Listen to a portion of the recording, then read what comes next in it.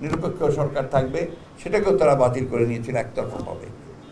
এইভাবেই গণতন্ত্রের সমস্ত প্রতিষ্ঠানগুলোকে তারা ধ্বংস করে দিয়ে মূলত একটা একদলীয় শাসন ব্যবস্থা, ফ্যাসিবাদ প্রতিষ্ঠা করে। এর বিরুদ্ধে আমরা দীর্ঘ লড়াই করেছি, সংগ্রাম করেছি। আমাদের প্রায় 800-র মতো নেতাকর্মী তারা গুম হয়ে গিয়েছিলেন, কয়েক হাজার নেতাকর্মী তারা খুন হয়েছেন, নিহত হয়েছেন। আমাদের নেতাকর্মীদের বিরুদ্ধে প্রায় 60 লক্ষ মানুষকে আসামি করে 1.5 লক্ষ মামলা করা হয়েছে। এই দীর্ঘকালীন সময়ে মামলা, আপনার এরপরে নির্যাতন, নিপীড়ন। আমাদের দেশনেত্রী বেগম খালেদা জিয়া, তাকে মিথ্যা মামলার সাজা দিয়ে প্রায় 6 বছর কারাগারে আটক করে রাখা হয়েছিল। এই জনগণের আন্দোলনের মধ্য দিয়ে তিনি মুক্ত হয়েছেন।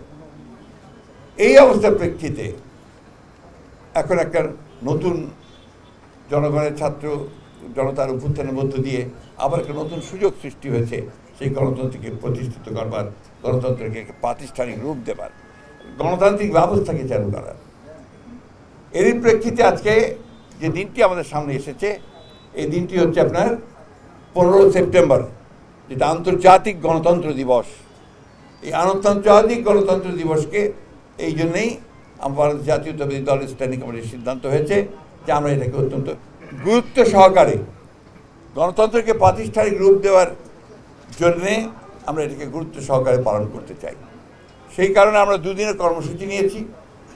14 তারিখে আমাদের 3:30টায়, বিকাল 3:30টায় শহীদ মিনারে একটি সমাবেশ অনুষ্ঠিত হবে। এই সমাবেশটি হবে এই 14-15 বছরে যারা গণতন্ত্রের আন্দোলন করতে গিয়ে শহীদ হয়েছেন অথবা পঙ্গু হয়েছেন, যারা নির্যাতিত হয়েছেন, তাদের আত্মীয় স্বজন বা তাদেরকে নিয়ে এসে আপনার একটা সমাবেশ করা হবে।